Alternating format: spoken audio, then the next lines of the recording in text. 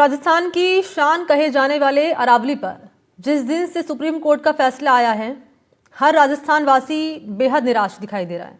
लेकिन आपको निराश होने या गुस्सा करने की जरूरत नहीं है, क्योंकि अरावली का बाल भी बांका नहीं होने वाला। जी हां, सही सुन रहे हैं आप। राजस्थान सरकार ने साफ कर दिया है कि अरावली के साथ किसी तरह का छेड़छाड़ नहीं होने देंगे। इस पर एक रिपोर्ट। अरावली से नहीं होगी छेड़छाड़, अरावली की विरासत रहेगी बरकरार। सीएम भजन लाल का विपक्ष को जवाब। अरावली को लेकर सुप्रीम कोर्ट के फैसले के बाद पूरे राजस्थान में बवाल मचा हुआ है। खासकर सियासी मोर्चे पर विपक्ष लगातार सरकार को घेर रहा है।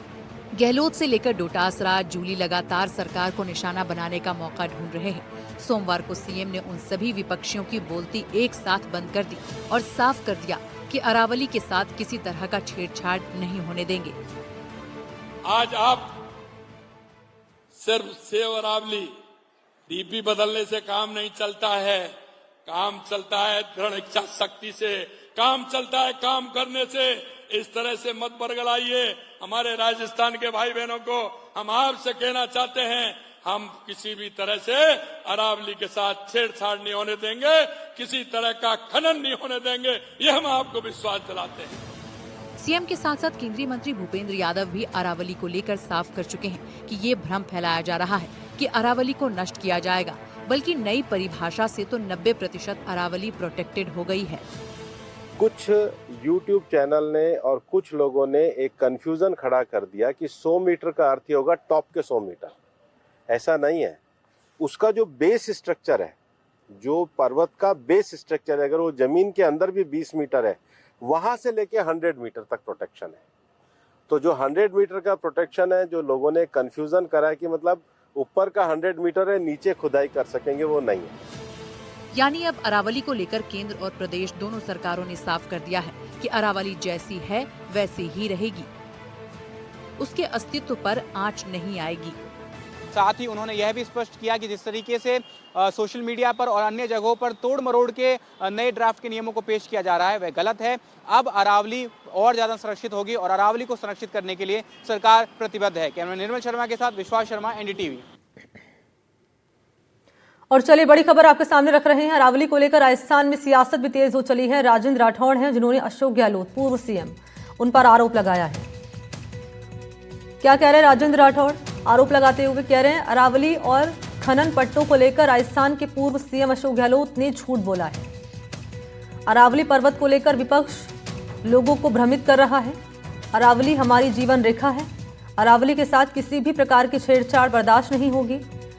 उन्होंने हमला बोलते हुए ये भी कहा है, सदन में आए हैं मुद्दा उठाएं, लेकिन सच ये है कि उनके साथ कांग्रेस पार्टी भी नहीं है। राठौड़ ने यह भी कहा है कि अशोक गहलोत इस मामले में भ्रम फैला रहे हैं। अरावली को लेकर सर्वोच्च न्यायालय ने जो निर्णय दिया, उसको लेकर भ्रमित करने की कोशिश विपक्ष कर रहा है। हमारे केंद्रीय पर्यावरण मंत्री ने, हमारे मुख्यमंत्री जी ने, सबने यह कह दिया कि अरावली हमारी जीवन रेखा है, अरावली के साथ किसी प्रकार की छेड़छाड़ बर्दाश्त नहीं होगी। ये जो फैसला आया है, इसकी बुनियाद अगर कहीं टिकी है तो गहलोत साहब का 2002 का वो फैसला जो 1966 के लैंड रिफॉर्म के आधार पर उन्होंने 100 मीटर की डेफिनेशन को मंजूर किया। आज अरावली क्षेत्र में जो 4 राज्य आते हैं, राजस्थान के पास वही डेफिनेशन थी जो अशोक गहलोत ने दी, उसी के कारण ये फैसला आया है। पर इसमें कंटूर भी साथ में लिया गया है, इसलिए इससे कोई नुकसान नहीं होगा।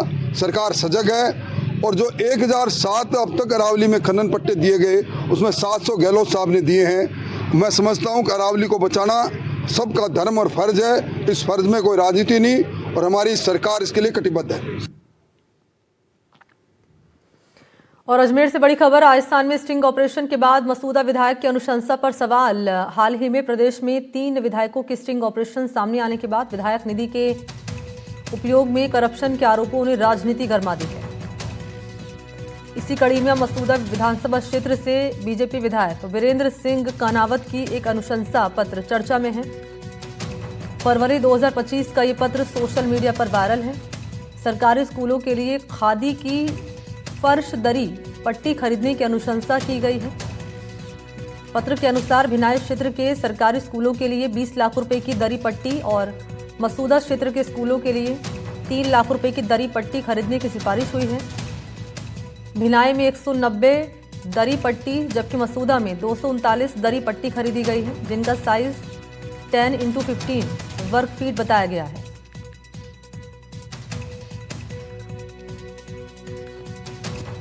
ये दरी टाट पट्टी का जो खेल है, जैसी शंका 3 विधायकों पे आ रही है, वैसी शंका मसूदा विधानसभा क्षेत्र की जनता को मसूदा के वर्तमान विधायक जी पे भी आ रही है।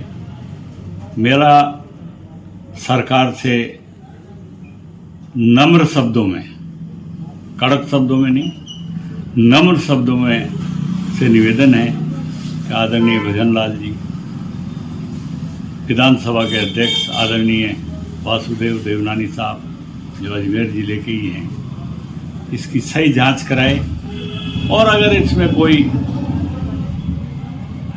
चीज़ आती है तो अभी इसको सुधार दो, अभी तो 15 करोड़ और मिलेंगे। जब इलेक्शन के अंदर इन्होंने बताया था कि मेरे 1 से 1.5 लाख रुपए तक की संपत्ति है, विगत 2.5 साल के अंदर इन्होंने ऐसा क्या किया, इनके करोड़ों रुपए के मकान और लाखों रुपए इनके बच्चे की शादियों में लगाए गए थे, और ये पैसा कहाँ से आया और इसकी राजनीतिक में शुचिता बनी रहे, इसीलिए मैंने ये जांच की मांग की है प्रधानमंत्री और गृह मंत्री, मुख्यमंत्री, विपक्ष के नेता से कभी इनकी जांच कराई जाए। जैसलमेर से अगली खबर है। ओबीसी आयोग के अध्यक्ष हैं मदन लाल भाटी। जैसलमेर में जनसंवाद कार्यक्रम नगरीय निकाय एवं पंचायती राज संस्थाओं में ओबीसी के राजनीतिक प्रतिनिधित्व पर हुआ सार्थक विचार विमर्श। आयोग राज्य सरकार को सौंपेगा तथ्यात्मक रिपोर्ट। सुप्रीम कोर्ट के आदेशों के अनुपालन में अध्ययन। ओबीसी आरक्षण के लिए वैज्ञानिक फॉर्मूले पर जोर। जनसंख्या अनुपात में राजनीतिक आरक्षण की मांग। ओबीसी को पंचायतों में और नगर पालिकाओं में रिजर्वेशन कितना मिलना चाहिए, कितने % मिले और किस तरीके से सभी को लाभ मिले, इसके बारे में हमने परिचर्चा रखी थी आज यहाँ। मैं चेयरमैन ओबीसी कमीशन हूँ। यह कमीशन ऑनरेबल सुप्रीम कोर्ट की जजमेंट के कारण स्टेट गवर्नमेंट ने बनाया है, हर राज्य में बने हुए हैं, और ओबीसी को लाभ, राजनीतिक प्रतिनिधित्व मिले, सभी को समानता के हिसाब से अधिकार प्राप्त हो सके, उसके लिए हमने चर्चा की है। हमने लोगों को सुना है और ज्ञापन भी दिए हैं, और हम हमारी रिपोर्ट में विचार करके जो भी रिकमेंडेशन होगी विधि सम्मत ढंग से स्टेट गवर्नमेंट को देंगे, उसके अनुसार फिर आगे चुनाव की बात होगी।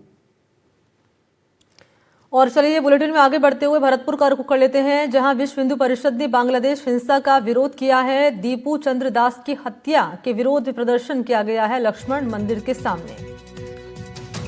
बांग्लादेश सरकार का पुतला जलाया गया है, नारेबाजी की है, घटना की निंदा की है।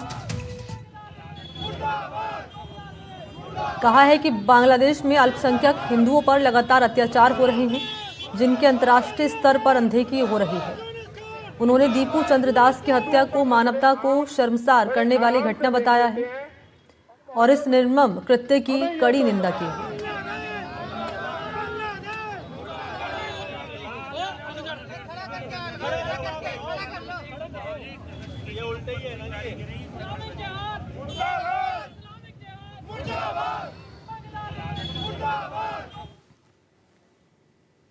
जालोर से खबर जरा जान लीजिए, जहां पर दादाल गांव में बनवाही विद्यालय का लोकार्पण भव्य और ऐतिहासिक आयोजन के साथ संपन्न हुआ है। कार्यक्रम में राजस्थान सरकार के 3 मंत्रियों समेत बड़ी संख्या में जनप्रतिनिधि, ग्रामीण और आसपास के क्षेत्रों से आए लोग मौजूद रहे।